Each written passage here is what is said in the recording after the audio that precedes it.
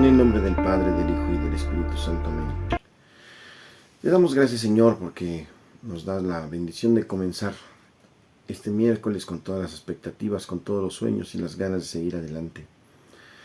Tenemos las dificultades de este mundo que nos ofrece tanto dolor, pero solo tú, Señor, que nos comprendes y nos amas, nos ayudas a tener la energía para levantarnos de nuestras caídas y de nuestras aflicciones. Tú nos empujas a seguir en contacto contigo y eso nos da toda la fortaleza y la esperanza. Bendito sea el Señor, porque la oración es hablar contigo, es estar cercanos a tu corazón, es mantenernos en ese contacto de vida y de amor.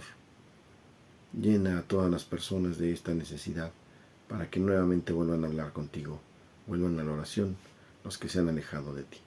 En el nombre del Padre, del Hijo y del Espíritu Santo. Amén. Bienvenidos, ya estamos en Espíritu Canal. ¿Cómo están?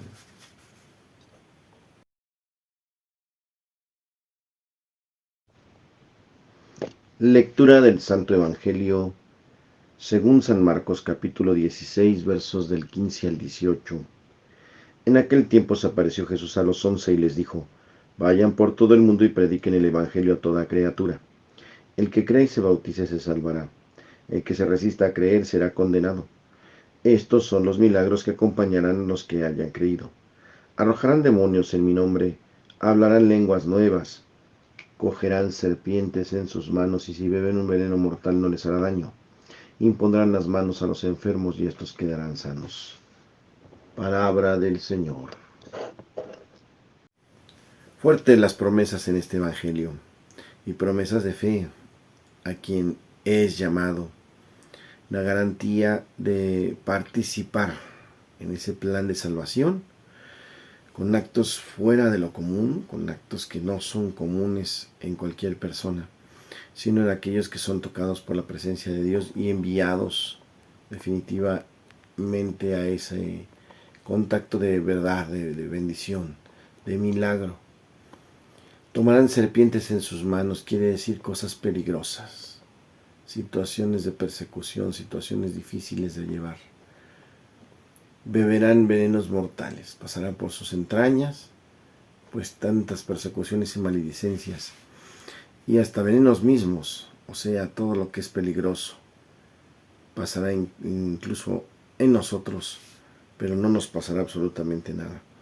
Habla también de imponer las manos, sanar enfermos, expulsar demonios. Todo este tipo de cosas, si tú crees, si tú confías realmente en el llamado que el Señor te hace y si te mantienes en Él. Es el camino de aquel que vive en gracia, de aquel que propiamente es enviado, que ha sido preparado para ese envío de llevar el Evangelio. Vocación de todo bautizado. ¿Te imaginas si ponemos atención y si creemos realmente que Él está en nosotros?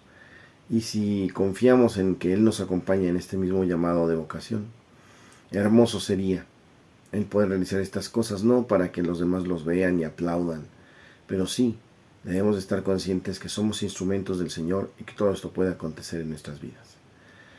Hagamos caso al Señor, escuchemos su palabra y vivámosla, para que cuando Él nos necesite como instrumentos en cualquier momento, podamos estar diciendo: Señor, hágase en mí según tu palabra, como María. En el Evangelio de hoy.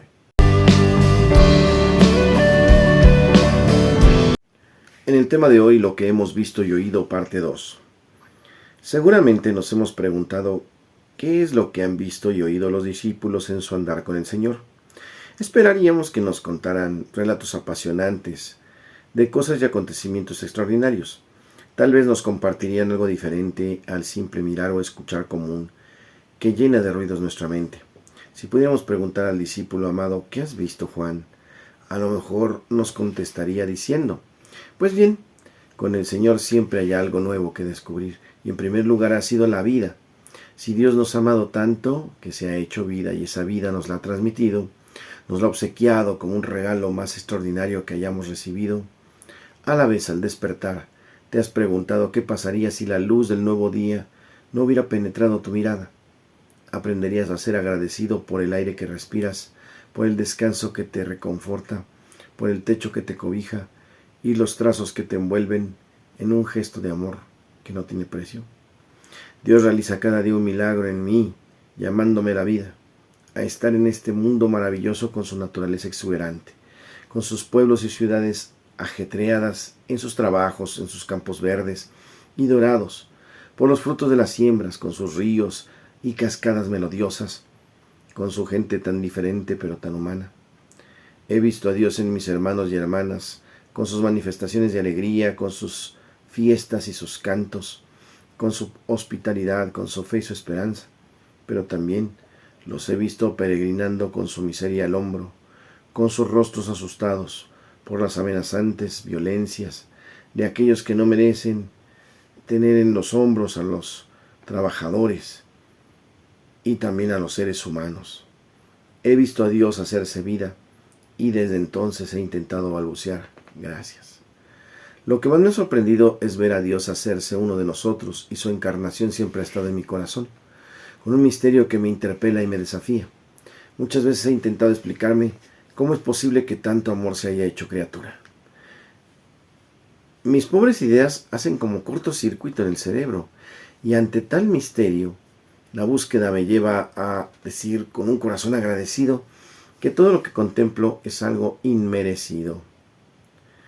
¿Quién no podría quedarse encantado ante el Señor Jesús, que hemos visto asumir con paciencia nuestras miserias, límites y pecados?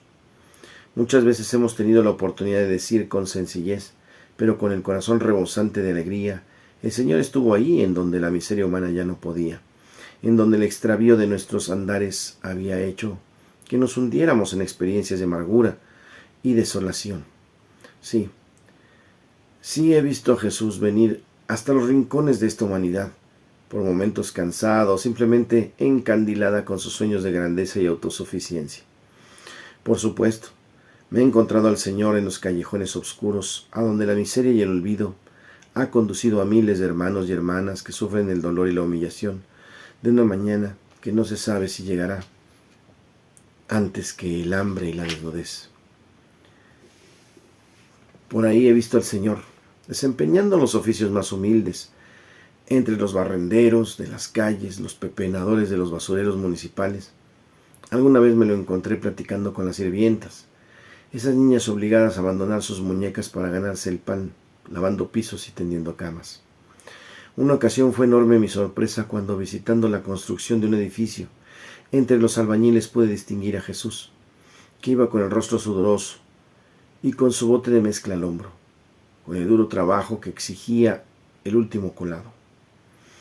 Alguien me dijo que también lo había visto limpiando los parabrisas de los carros en los cruceros de las grandes avenidas, y en otra ocasión se había acercado hasta la ventanilla de un auto con su caja de chicles y cacahuates, ganándose la vida decentemente con sus compañeros, aquellos jóvenes que forman el ejército de desempleados y que deben arrancarle el sustento cada día, aun con el desprecio de muchos de los conductores cansados y agobiados por los embotellamientos y el tráfico pesado.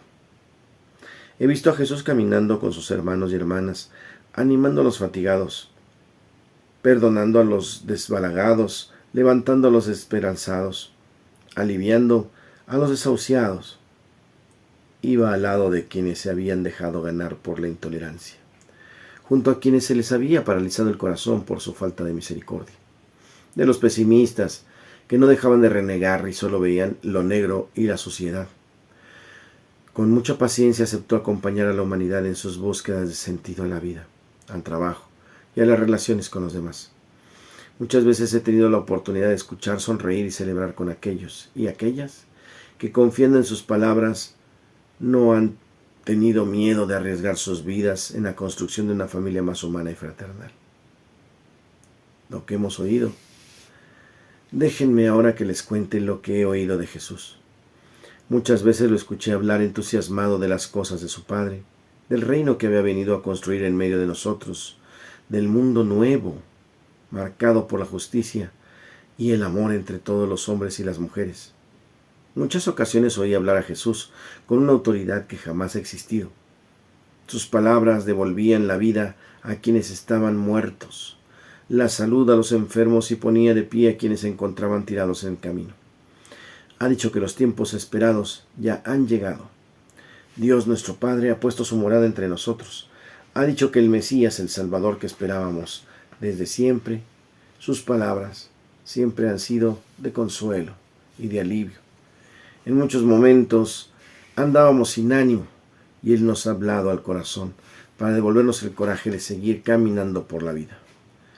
Lo realmente curioso es que su voz se ha ido confundiendo con la nuestra y con la de nuestros hermanos y hermanas, sobre todo los más abandonados.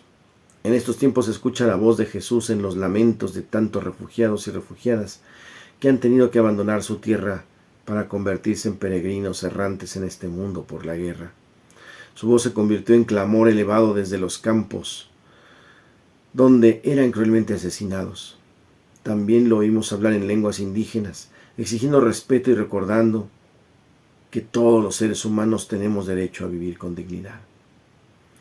En una de las calles de Río de Janeiro, lo hemos escuchado lloriquear, junto con los niños en las favelas. Pero las palabras más claras que ha pronunciado y que han quedado grabadas en nuestros corazones son las siguientes: he venido para que tengan vida y la tengan en abundancia. ¿Alguien puede olvidar esto? En el tema de hoy.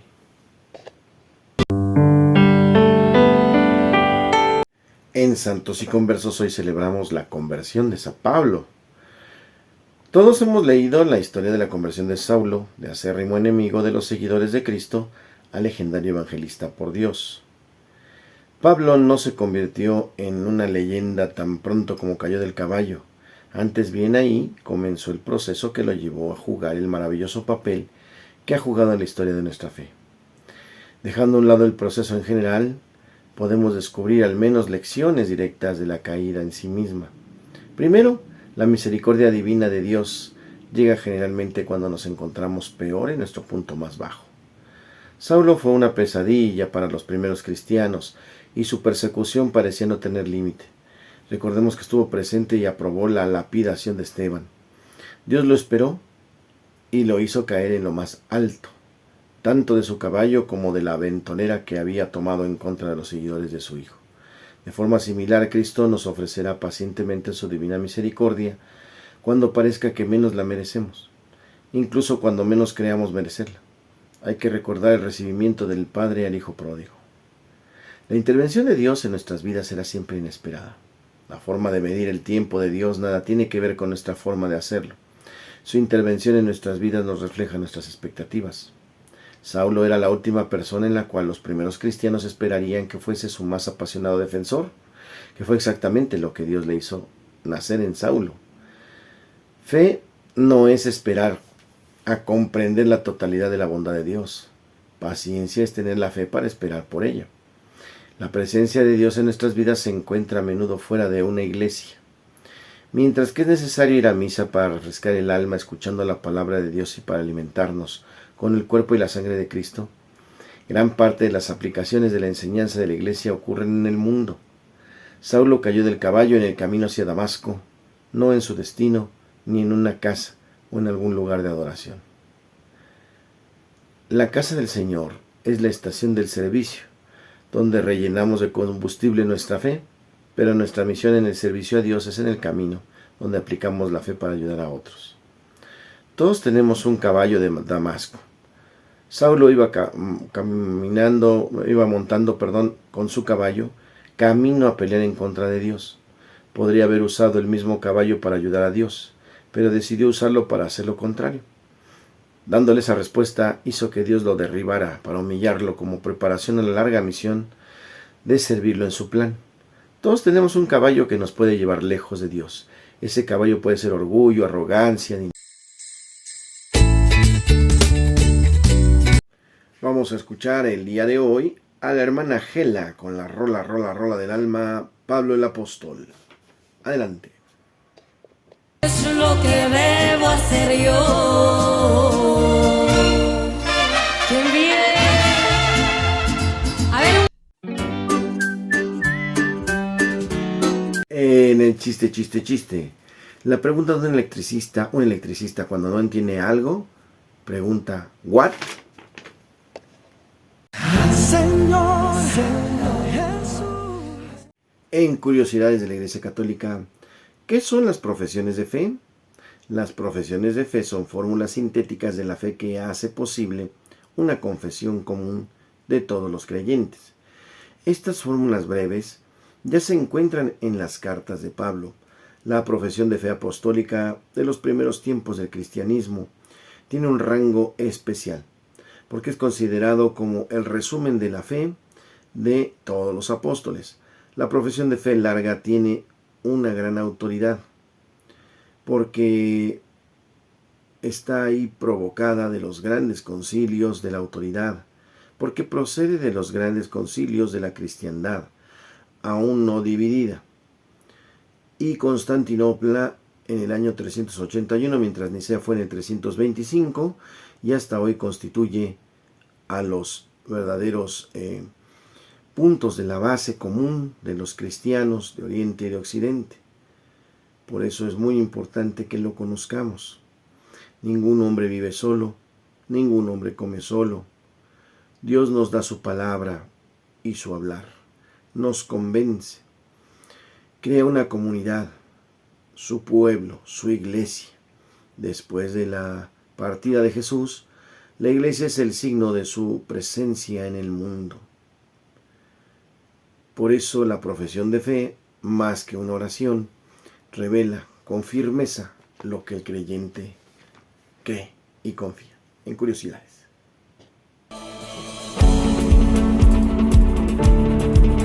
En la buena onda, si conoces a algún hermano que tenga el interés de ser sacerdote, se sienta llamado, lo ha manifestado, lo cree y confía, aquí en la diócesis de Azcapotzalco estamos dispuestos a ayudarlos y acompañarlos a discernir. Ya sabemos que esto es un llamado de Dios, depende de Dios y también de la respuesta de la persona. Pero nosotros pues hacemos lo propio como iglesia, oramos, caminamos, preguntamos, tratamos de orientar en ese sentido para llegar al camino de la verdad y de la fe. Por todos los jóvenes que se preparan a este encuentro, a esta entrega, a este inicio en el camino de la formación en el seminario de Azcapotzalco. Bueno, pues muchas gracias por su comprensión y su trabajo en el camino de Dios, por su compromiso, por su iniciativa después de escuchar la voz de Dios. Él es el que nos llama y damos gracias por eso. El Señor nos guarde, les proteja y les bendiga, haga resplandecer su rostro sobre ustedes y les conceda la paz. Que les bendiga el Padre, el Hijo y el Espíritu Santo.